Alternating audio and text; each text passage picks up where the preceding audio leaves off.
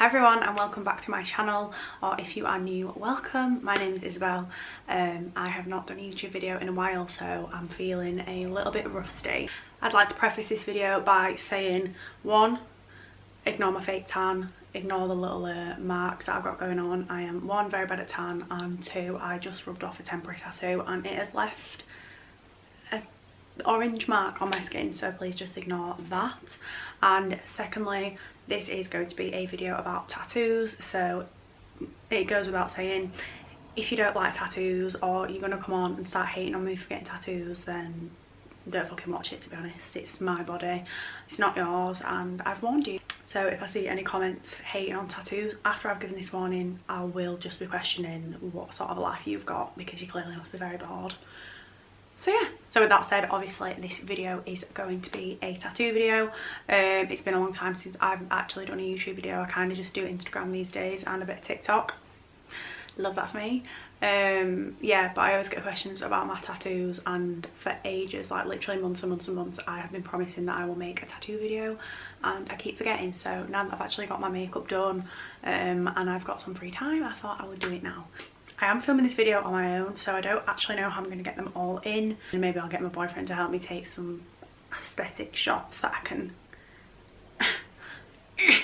put in whilst I am fucking talking about everything. So I think that the way I'm going to go about this video is I'm going to talk through my tattoos first, and I'm just going to, I can't remember exactly what order I got them in, so I'm just going to go from top to toe. So I'm just going to get started, and then I will do a little Q&A afterwards. I've asked, I put a questions box on my Instagram various times, and I've got lots of screenshots of questions that were asked, so I'm just going to run through the most frequently asked. Right, my camera's already died one, so let's get this show on the road. First of all, I'm going to talk about, I'm just going to go from top to bottom, and the first one I'm going to talk about is this one. So this tattoo was done by a lady locally to me called Helen Aldous. I will link everybody who's done my tattoos down below, but bear in mind a lot of them are local to where I live, obviously, so some of you may not, it may not be accessible. But yeah, this was one of the first ones that I got. This was my actual second tattoo. I do actually remember that this one was my second one, and it was actually line work done by Helen and filled in by a different person called Scott, who I will link below. Again, local to me in Huddersfield. If anybody lives in Huddersfield, then this will apply to you, but maybe not for those of you who are further afield. So yeah, this one on the pain scale, probably about a 5 for the most of it. It was one of my early tattoos, like I say, so I was still not like used to that pain, especially like this bit on the shoulder, like right on my shoulder bone.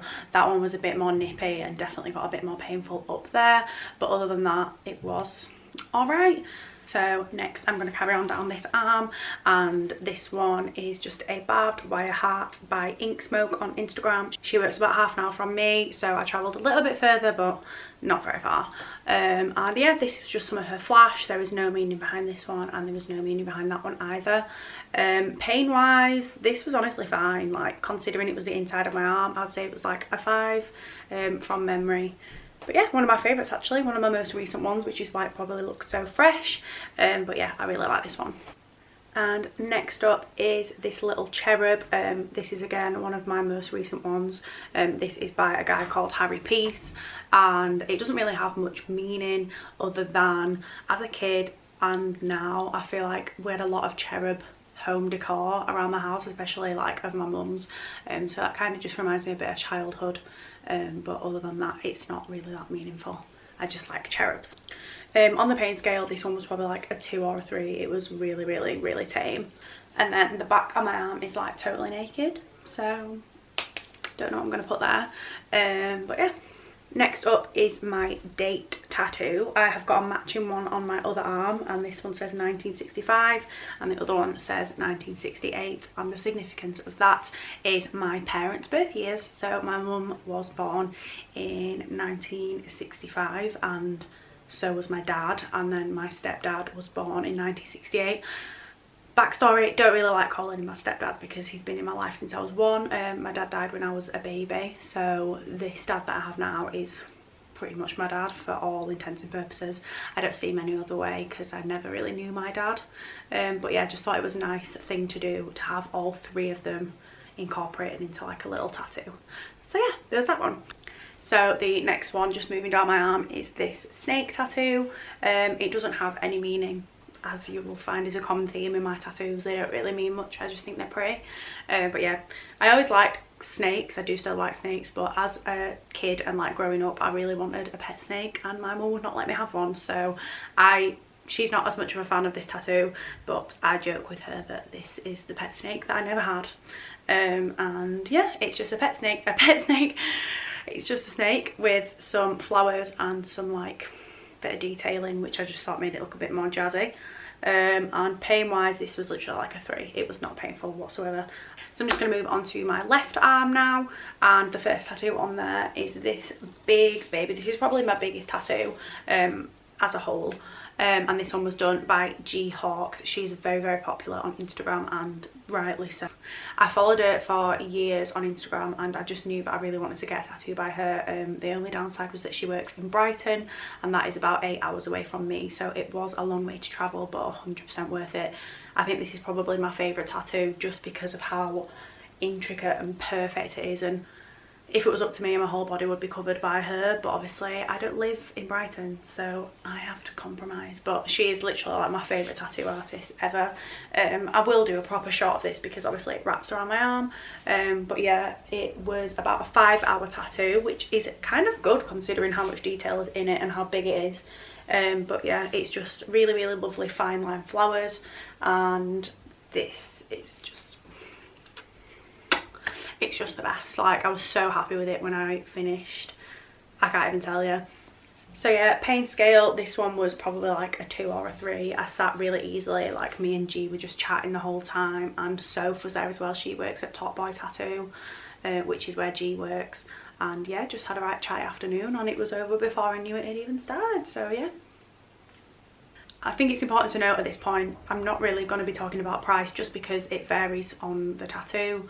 Obviously you get what you pay for, so I'm happy to spend a lot of money for something that's going to be on my body for the rest of my life, as I hope that you would be too. Moving down my arm is this next one, and this was actually my first tattoo ever and is definitely my most cherished one. This is actually my granny's handwriting, and unfortunately she's not here with us anymore, so it does hold a special place in my heart, in that every time I look at it, it is a really nice reminder of her. So yeah, it says lovely, and that is just what she used to call me. She used to call me her lovely Izzy, and that just stuck with me. Unfortunately, she actually died of motor neurone disease, and it affected her throat, so she wasn't able to speak. And she used to have to write to us, so that came from a note that I've got from her, which is nice. So moving down the arm is the other number tattoo, so I'm just going to skip over that.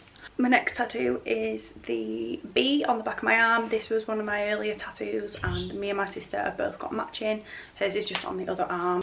There's not really any meaning behind it other than the fact that we really like bees. Save the bees. Save the bees. And yeah, just really wanted a bee tattoo, and I love it. This one was done by Harry Peace, the same guy who did the cherub. He's done a few of my tattoos. I just realised I didn't talk about the pain scale for this one. This one hurts so much. Like, this one was super duper sensitive. I think it's just because it was my first one and it was only small, so I kind of didn't get time for my body to get used to the pain. I'm gonna have to insert a shot because of the way that this next one wraps, but it is my lemon tattoo, and this one was actually done by Helen, who again is local to me, but it was actually designed by Sophie Floyd, who is one of my really good friends here on Instagram and YouTube and in real life. Yeah, so before she started tattooing, she designed tattoos, and obviously my tattoo artist was happy to tattoo that for me, considering that I'd bought the design. So yeah, Soph designed that one, and it's just lovely, and there's 3 bees on there as well, and I like to say that it's me, my mum and my sister. It's the girls of the family, so I'm the little chubby one at the bottom, of course. Pain wise, I don't remember this one being particularly painful. And last but not least, on my arm is this leopard boy. This is actually my most recent tattoo, and I travelled to Liverpool to get that one. So this one was done by Jessica Brown Tattoo, and she, like I said, is based in Liverpool, and I literally love him so much. Every time I look at it, it's just so cute. Like the detailing in the face is really, really just pleasant to look at and cute to look at. Pain wise for this one, it was really painful, to be fair. The middle sections weren't so bad, but because the line work is so dark and thick, it was quite nippy, especially up here close to my elbow and down here close to my wrist. When I got it done, it was super swollen, so clearly some hammering had happened into my arm. So yeah, but it was 100% worth it. I always say that about the pain, like absolutely 10 out of 10 worth it, worth the result in the end, because once you've got it done, it's done. My arms are pretty much the most tattooed area of my body, and then it's kind of more sparse everywhere else, so I'll just get on with it. So the first one on my torso that I'm going to talk about, I will insert a cutaway because it's probably not, I'm not going to be able to talk to you and show you at the same time, but I've got these two under boob tattoos and they were done by Helen. No meaning behind these ones either, they just were pretty and they were the first thing I got on my torso. I got them, I think they were like my third or fourth tattoo, and I just think that they make that area look nice and pretty. I don't really like my boobs, they're small and not perfectly round, so they give me something nicer to look at. But I just think that they're really cool. Moving on, I have one tattoo on my back and I can't pronounce it, which is probably stupid. I can pronounce it, but I'm not gonna, because I'll definitely be saying it wrong. But it's a Portuguese word and it directly translates to missing, but when you actually look at the interpretation / pronunciation, it's not like an official word, but it means basically the love that remains after somebody's gone, or the longing for somebody. And the meaning behind it is basically, I got it after my granny died, so it's basically just me missing her. Just sad, but it's whatever. But yeah, I can't say it, so I will leave it to YouTube. Let me turn my volume up. So here is how YouTube pronounces it, because I cannot. Saudade. And now we come to my final tattoo, which is the only tattoo that I have on my legs so far. I definitely want more, but I just haven't got around to it yet. And I have had a few tattoo appointments booked in, but they've been cancelled because of coronavirus, so I will be catching up on lost time as soon as all this is over. So I'm going to insert a cutaway again because it's going to be quite difficult for me to film, but yeah, it's just a bunch of flowers on my leg. What's new? This is one of my earlier ones again. This isn't a tattoo that I regret, but I wish I got it a little bit more light as opposed to like thick dark lines. However, I did have like a small rose tattoo that was a very thick tattoo and I got it covered up, and that is in there. That's kind of why they had to be so thick to cover it up, but I do like it. I think when I've got more things on my legs, I'll be a bit more content with it. I just kind of forget it's there, to be honest. But yeah, when I look at it in detail, I think, oh, I wish it was a bit more fine, you know, like this one. But beggars can't be choosers, and it was better than what was on there before because it was just not done very well, unfortunately. So yeah, that brings us to the end of my actual tattoos, and now I'm going to go straight to my phone and answer some of the questions that you guys have asked me. I'm going to try and be quick about it because I don't want this video to be too long, but I still want to be a bit more informative and cover like what I haven't already covered in the video so far. So the first one is, what is your favourite tattoo? I've kind of already covered this, but I think this big one from G, just because it's so perfect, so perfectly done. Someone asked, how do you go about designing them and giving that design to an artist? Do they help to draw it? So I love to find images on like Pinterest or drawings that I've seen that inspire me, and I'll tend to send them to the tattoo artist or just try and talk through the idea. I'm quite like not picky, like especially with G, I literally said I want these 3 flowers in it and that this is what room you've got to fill, and just be totally free with the design. And I obviously loved what she'd done. I think because she's got more of like, her and a lot of tattoo artists have got such a creative mind and are so good at drawing, I put a lot of trust in them to just kind of do what they want. What do you use, what products do you use to look after them, and any tattoo day rituals that you do? Tattoo day rituals, I guess I always eat like a big meal beforehand, and I take an energy drink with me, like a Lucozade and some chocolate, just to like make sure that my energy levels are really high, because obviously it's a lot of adrenaline, it is trauma on your body, so making sure that you are fully fueled for that appointment is so important. And obviously important, you don't want to have to stop your appointment halfway because you're feeling faint. In terms of products that I use to look after them, I just use normal moisturiser after they've healed. This kind of goes on to another question of how do you heal your tattoos. I just dry heal. When I first started getting tattoos, I used to use like Bepanthen nappy cream and like balms, but I personally find that for me, I wrap it up over the first night, and then the next day I'll just let it totally air dry. By that point the wound is kind of closed, and then I just let it air dry.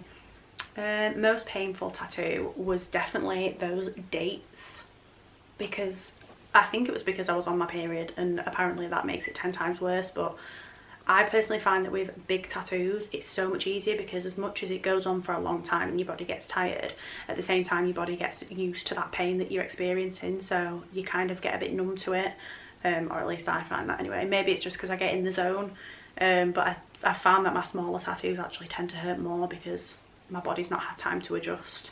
Someone asked me, do I have to cover up my tattoos for work? So if you didn't know, at the moment I work in a solicitor's. I'm just a secretary. I don't have to cover up my tattoos for work. I've not been told to anyway, because I don't really see clients. I mean, in this day and age you shouldn't have to anyway, but I don't really see anyone from the general public, so no one's really bothered at work, to be honest. Someone asked me, would I ever tattoo my ears? Probably, because I like the look at it, but at the same time the feeling terrifies me, so maybe not, because it's no. Someone asked me one place you wouldn't tattoo. Probably my face and my bits, because one, nobody wants to see that, and two, the pain. Someone asked me, when is Sophie Floyd going to tattoo you? Love you both. We love you too, I'm sure.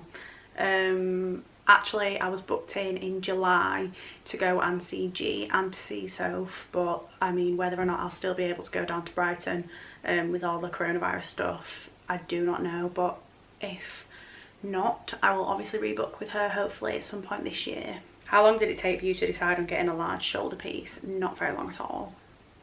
I've been wanting to get a tattoo for ages, but I'm scared to commit to a piece. Have you got any advice? The only advice I can give from my perspective is just do it, bite the bullet. If you're really scared, get a little one, somewhere that you can't see it maybe, but I just found that once I started getting them, I never wanted to stop. Do tattoos stop you from getting a job? I already had a job when I started getting tattoos, so I've not had to experience that. I'm sure it does in some workplaces, which is shit. But I'm hoping and kind of seeing a lot more acceptance for tattoos, seeing as it is such a common thing these days. Like, I don't think that you should judge a book by its cover. What would you do if your boyfriend didn't like tattoos? He wouldn't be my boyfriend. Because why would he go out with me if I had tattoos? And at the end of the day, I'm my own person, and my boyfriend should support that if I'm being sensible, which I am, and he does. He's a good boy.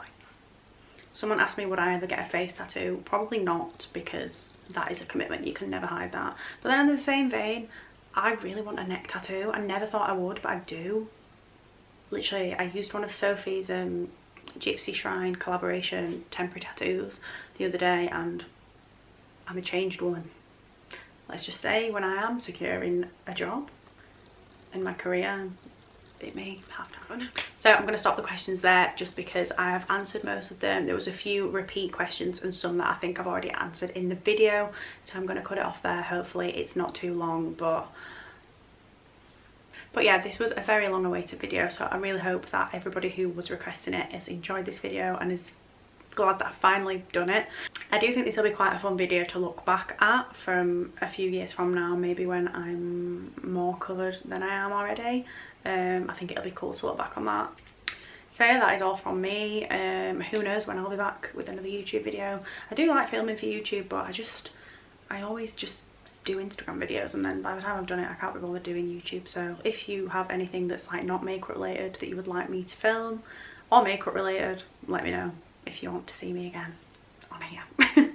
So yeah, thank you guys for watching. If you are not already, please do subscribe to my channel. Check out my Instagram page and my TikTok. Everything that I have, every social media that I have is at Isabelle KGM, the same as it is here, and I'll see you guys hopefully over there. See ya. Bye.